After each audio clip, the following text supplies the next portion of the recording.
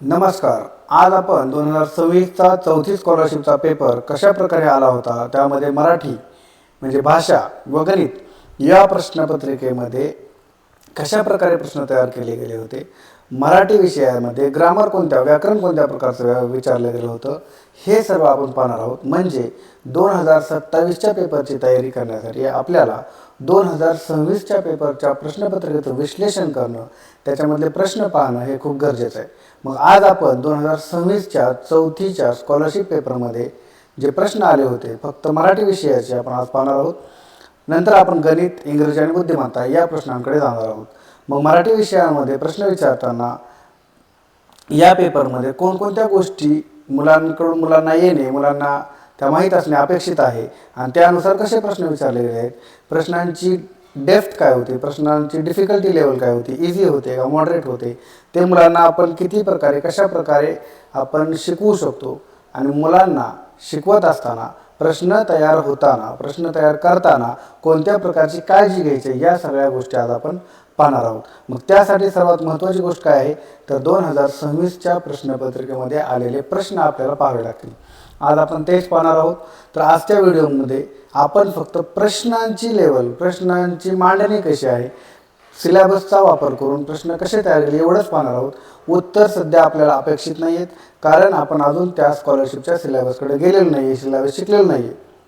म्हणून सिलेबस शिकत असताना प्रश्न कोणत्या टॉपिकवर कसे येतात हे माहीत असेल तर नंतर आपण जेव्हा सिलेबसकडे जाऊ तेव्हा त्यातील कोणकोणत्या गोष्टींकडे आपल्याला लक्ष द्यायचं आहे, कोणकोणत्या गोष्टी किती महत्त्वाचं आहे हे पाहताना आपल्याला त्या सिलेबसचं, त्या अभ्यासक्रमाचं महत्त्व किती आहे हे त्यावेळी जाणवणार आहे. ओके, मग सुरुवात करूयात. आज आपण 2026च्या प्रश्नपत्रिकेचं विश्लेषण करूयात, प्रश्नांची डेप्थ पाहूयात. Okay, let's start.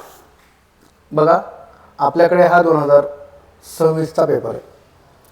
2026चा पेपर प्राथमिक शिष्यवृत्ती परीक्षा इयत्ता 4 एप्रिल 2026.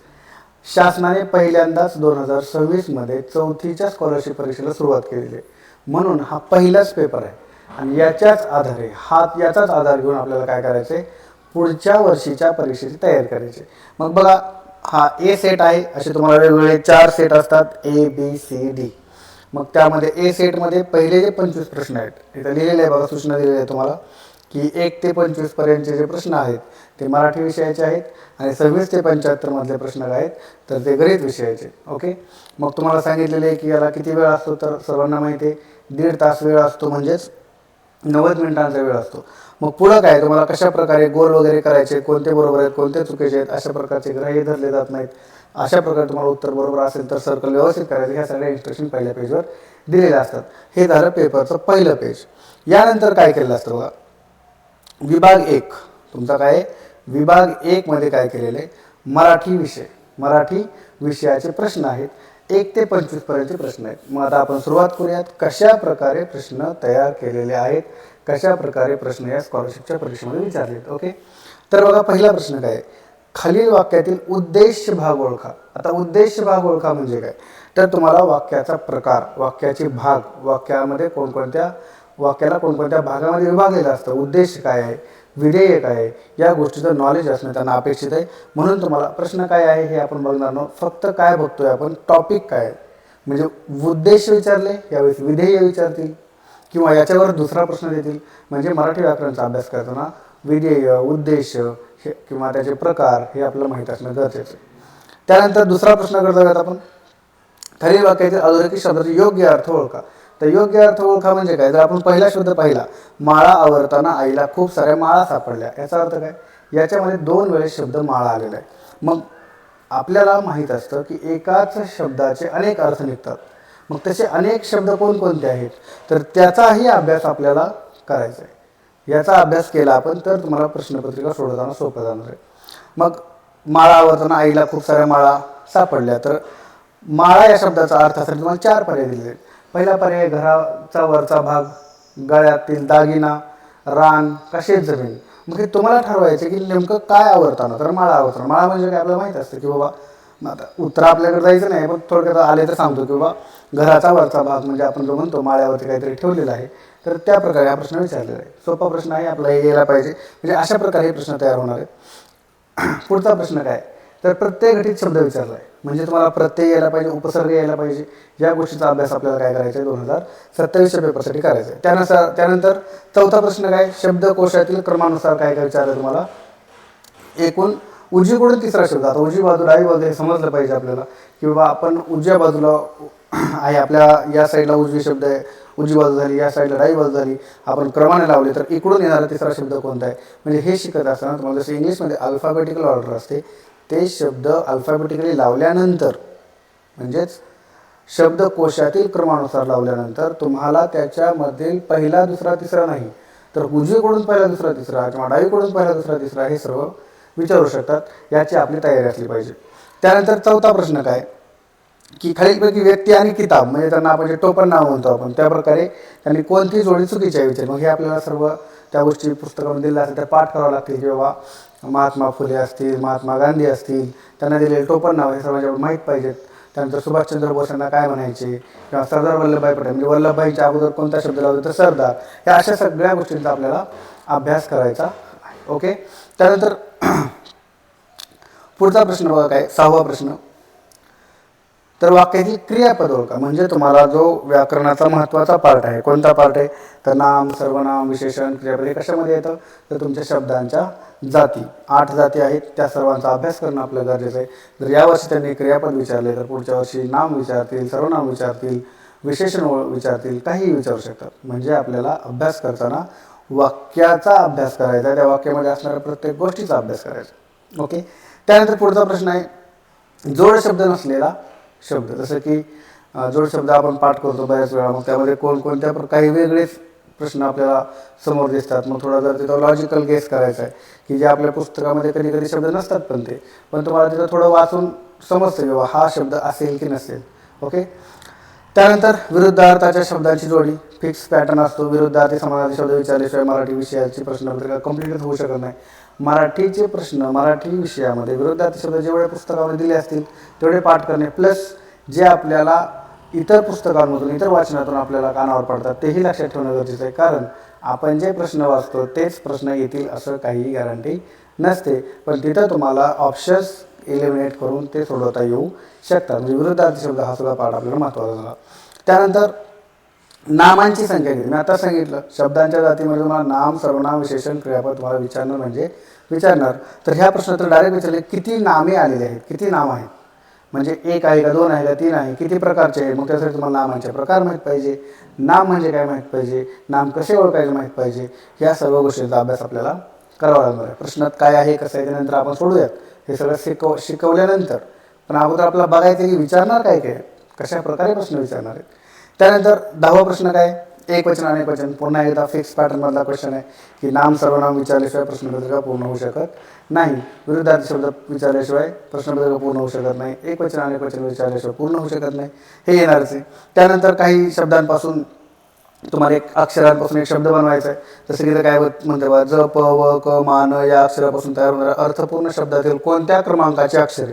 म्हणजे अगोदर तुम्हाला त्याचा अर्थपूर्ण शब्द बनवायचा, आणि ते झाल्यानंतर कितव्या नंबरच्या शब्दांपासून भार या अर्थाचा शब्द तयार होईल. आता अगोदर तर ह्याच्यापासून शब्द काय बनते तेच मुलांना लवकर लक्ष देत नाही.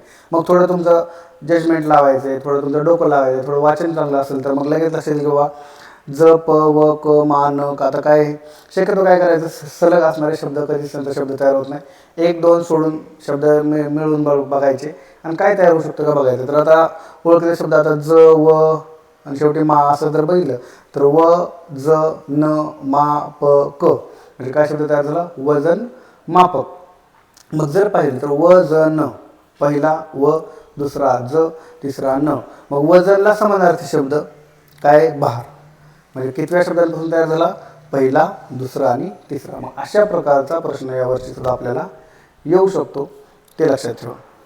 त्यानंतर 12वा प्रश्न काय बघा, अल्पबुद्धी असलेली व्यक्ती अति बड्या मारते या अर्थाची म्हण. म्हणजे म्हणवर विचारले जाणारा प्रश्न. बरेच जण काय करतात, फक्त म्हणी पाठ करतात, म्हणीचा अर्थच पाठ करतात किंवा म्हण समजूनच घेत नाही. म्हणजे तुम्हाला म्हण फक्त माहीत असणं उपयोग नाही, त्याचा अर्थ आणि त्याचा वापर हे सगळं करणं गरजेचं आहे. त्याच्यानंतर पुढील वाक्यातील अधोरेखित शब्दांचे योग्य शब्द पर्यायातून निवडा. अधोरेखित शब्द मगाशी आपण एक प्रश्न पाहिला, दुसरा प्रश्न आहे त्या टाईपचा. कधी गावातून कधी शेतातून जाणाऱ्या लहान वाटेवरून माझी सर्व जनावरे बिनचुकता गोठ्याकडे परत येतात. आता गावातून शेतातून जाणाऱ्या लहान वाट त्याला काय म्हणतात? तर काय पायवाट, पाट, पानन, बांध हे आपल्याला माहीत पाहिजे. म्हणजे हे काय शब्दसमूहाबद्दल एक शब्दामध्ये आपण वाचतो. मग हे सुद्धा आपल्याला म्हण झाली. शब्दसमूहाबद्दल एक शब्द झाला. त्यानंतर पुढचा प्रश्न बघा, वाक्याचा अर्थ पूर्ण करणारे योग्य वाक्प्रचार. म्हणजे म्हण आला, अलंकारिक शब्द आला आणि आता तिसरा काय राहिला होता?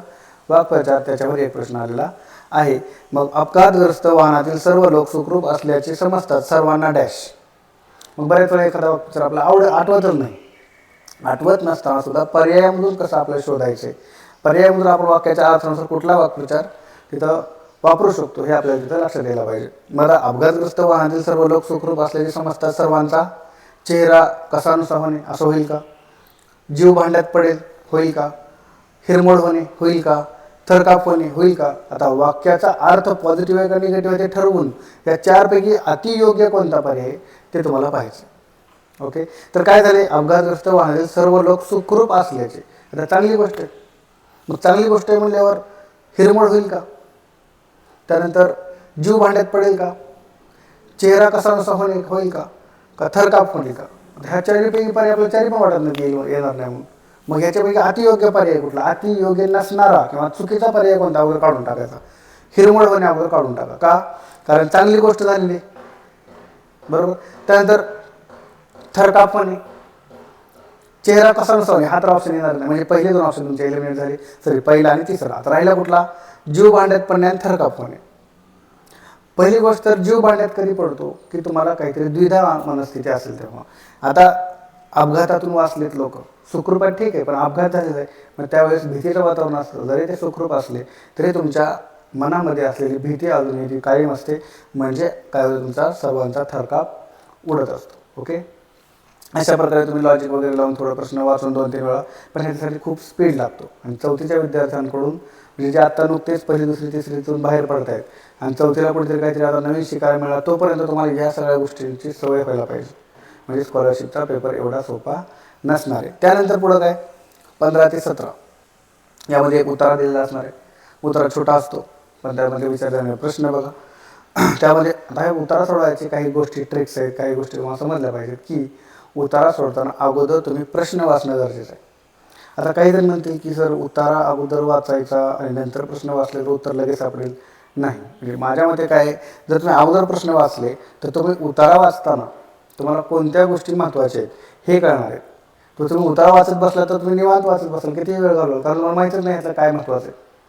प्रश्न वाचला तुम्हाला उतारा वाचताना मग लक्षात आले अरे आपण या प्रश्नामध्ये हा इथला मुद्दा काहीतरी विचारला होता, मग तुम्ही डायरेक्ट त्या मुद्द्याकडे गांभीर्याने बघता, अन्यथा नाही. मग तुमचा डबल वेळ जो वाया जातो तो वाचणार आहे. ओके, त्यानंतर अजून 2 प्रश्न असणार त्याच्यावर 16 आणि 17. विशेषणावर प्रश्न विचारला आहे. कोणते विशेषण पक्षासाठी आलेले नाही विचारले. आता बऱ्याच वेळा प्रश्नपत्रिकेमध्ये आहे की नाही हेच मुलं लक्ष देत नाही, गडबडीत आपलं काय करतात टिक करून देतात आणि आपलं सर्कल करून बिंदास बसतात, पण प्रश्न शेवटपर्यंत वाचत नाहीत. ते आपल्याला वाचणं गरजेचं आहे. त्यानंतर 17 प्रश्नामध्ये काय समानार्थाचा शब्द उत्तरात आलेला आहे. कोणत्या शब्दाचा समानार्थ? आता घरट, वृक्ष, नभ, हळू.